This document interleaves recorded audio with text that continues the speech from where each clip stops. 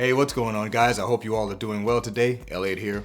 Welcome back to The Fragrance Well. So, who here is a fan of lavender in fragrances? Now, I would be shocked if there was somebody who just absolutely hated lavender in all of its forms. I'm not saying it's not possible, but I would imagine that would be a small number of people. So I would imagine there's at least some of you guys who are at least fans of lavender, even if it's just in a lighter variety in your fragrances. Lavender is certainly an extremely popular note and ingredient in perfumery. It is used in a variety of different ways, in a variety of different fragrances. There's no shortage of lavender in the perfume world. So we're gonna go over some lavender scents today. I wouldn't necessarily say these are my favorite lavender scents. I would just say I have 10 here that I think strongly represent lavender either as a primary note or ingredient, or it at least plays an important role in how the fragrance comes across. By the way, what is lavender? It is a flower that can smell very herbaceous. It can smell a little bit flowery. It can smell a little bit green. It can even come across somewhat spicy in a way. Kind of just depends on where it came from, what concentration it's used at, what it's paired with. It can be used in a variety of ways in perfumery, which is why it is a very popular perfume ingredient. So let's go over the 10 fragrances I have to represent lavender for today. By the way, I do notice I'm wearing a lavender shirt. That actually was not on purpose, but you might not believe me on that one. That's irrelevant. So before we get started, please remember to like the video, subscribe to the channel if you haven't already, and please hit that bell icon, enable notifications so you can be notified when I upload new videos. Let's get into it.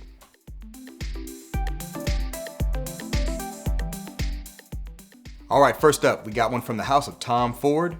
This is gonna be Beau De Jour. Tom Ford, Beau De Jour. So this fragrance is a modern take on the classic gentleman's fougere. Something you can often find in a lot of fougères is oak moss and sometimes lavender, particularly when you're thinking about like barbershop style fragrances, you're probably gonna smell some lavender. So this one here does open up with, can't get the cap back on, this one here does open up with a blast of lavender. I know when I first got this bottle, it was almost a little overwhelming. I mean, it was a lavender bomb when you first sprayed it on. It has since settled a bit. It's not that overwhelming anymore, but one thing about this fragrance is the opening is definitely an introduction of lavender. Now, the overall makeup of the scent is more so patchouli, amber, and oak moss, and some more floral notes, but lavender definitely plays an important part of this fragrance. So if you are a fan of lavender and you like your lavender to kind of slap you across the face, this might be a good fragrance to get your nose on if you haven't already, because that is 100% the opening of the fragrance. It's lavender. The lavender does kind of subside over time, but you're definitely gonna get a bunch of it right up front. Once again, from the house of Tom Ford, this is Beau De Jour. All right, next one's coming from the house of Xerjoff. This is Naxos.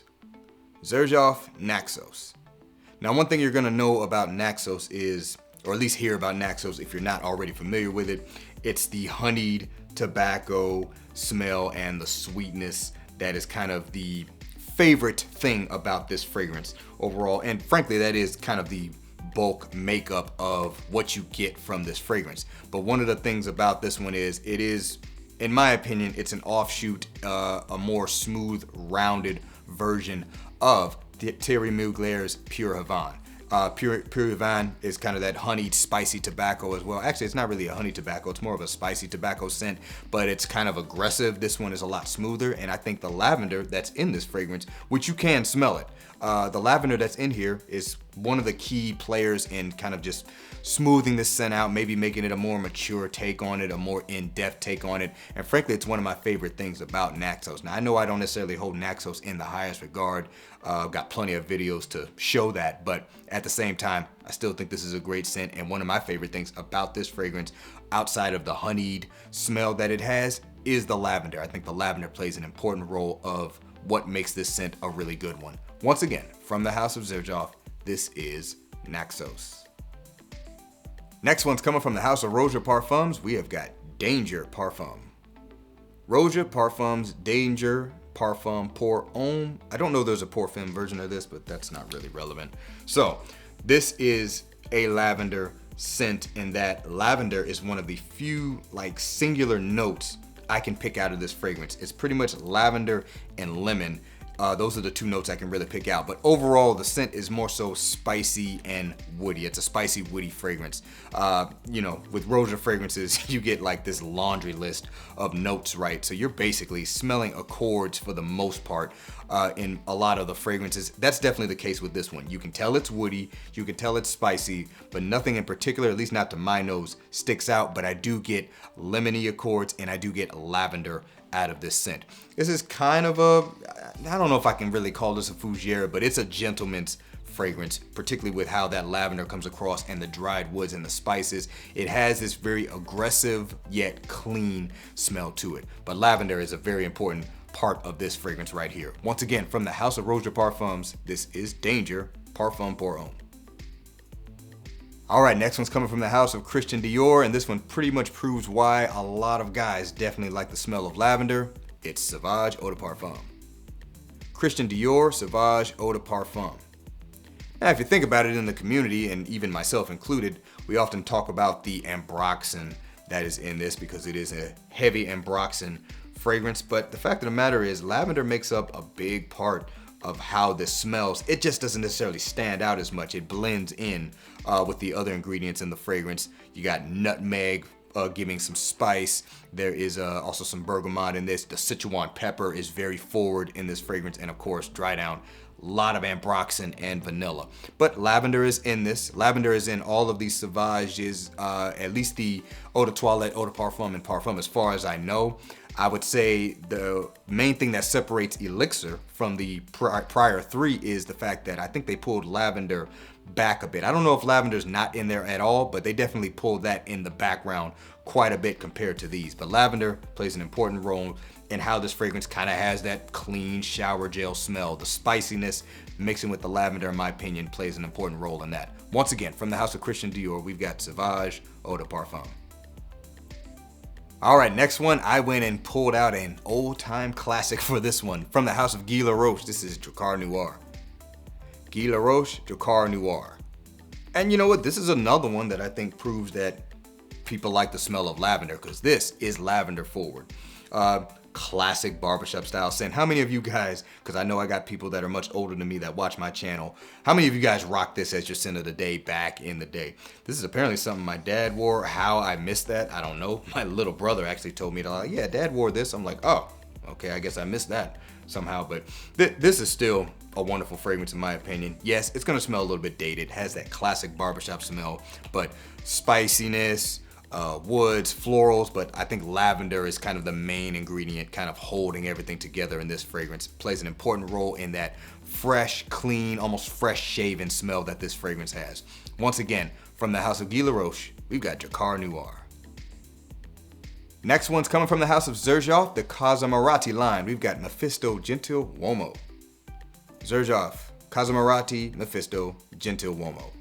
So we're keeping it in that barbershop realm, except we're going from what could be called a more traditional cool weather scent to a warm weather one. I got like strings on my little bow tie there. Anyway, yeah, this one here, definitely lavender focused in my opinion. Lavender and musk focused overall, and kind of similar to Danger. Those are kind of the main things I can pick out. You also just got this blend of citruses, and not one sticks out to me, and this blend of florals kind of adding to the cleanliness that this has. But this one, very bright and vibrant, clean barbershop style fragrance. It's a gentlemanly scent, and there's no doubt that the lavender is kind of that central ingredient in this fragrance, giving that clean, fresh vibe that this fragrance has, and you just have supporting notes to accentuate it. Once again, from the House of Xerjoff, Casamarati, this is Mefisto Gentiluomo. Next one's coming from the House of Parfums de Marly. This is Haltane. Parfums de Marly's Haltane. So with this one, okay, the lavender in this one is now more of a supporting role, because lavender in this one is not necessarily at the forefront of the fragrance. In fact, it's mixing pretty heavily with some clary sage, so it just kind of gives this fresh, maybe fresh, slightly spicy feeling cleanliness or brightness to the fragrance, because there's not a whole lot of citrus represented in this fragrance. They're using lavender and clary sage, in my opinion, to give the brighter notes of this fragrance. It's overwhelmingly spicy and has dried woods and rich woods and musk. oud, a little bit of a leathery feel, kind of a more masculine take on Oud for Greatness if you're familiar with the scent. But I think to keep it from being maybe just too rich, too dense, and give it some contrast, the lavender and the clary sage is playing an important role in that. There may be some bergamot in this too, but it's definitely more so those kind of fresh aromatic notes that are giving way to the fresher side of this scent. But overwhelmingly, this is gonna be kind of a rich and dry at the same time, woody, spicy, slightly leathery scent. So lavender, not necessarily the star of this fragrance, but does play an important role in the makeup of the scent, at least in my opinion. Once again, from the House of Parfums de Marly, this is Haltane. Moving on, from the House of Jean Paul Gaultier, we have got Male Elixir. Jean Paul Gaultier, Male Elixir. Now, honestly, I could have really picked any of the Male fragrances that are based on the original EDT and any flanker that, stayed true to that DNA. There's obviously tons of flankers that are kind of offshoots of Male in general. But if you know the original DNA, one of the more popular, or should I say the popular ingredient mix in there is the lavender and the mint, and then notes like tonka bean and vanilla and other things. But it's the lavender and the mint in particular that I think was used to carry on for most of the Male flankers, but this one in particular, definitely so, because Male Parfum, lavender's in there, but it's more so about the iris in that one, where this one, they went back to the lavender. Obviously, this one's more benzoin and tonka bean heavy. It's richer, it's a lot sweeter, but you can still smell that mint lavender combination in this fragrance. So I just simply picked this one because it's a little more, more relevant. It's newer. I could have used the original EDT as well. So just think original Male DNA, that lavender played a very important role in the makeup of that scent DNA, and it's still carrying over to this day, obviously. Once again, from the House of Jean Paul Gaultier, this is Male Elixir. Next up, got one from the House of Goldfield and Banks. It's gonna be Purple Suede. Goldfield and Banks Purple Suede. I've talked about this fragrance quite a bit lately. This is lavender and leather. The lavender in this is going to be different from most of the lavenders represented in the fragrances I've talked about so far.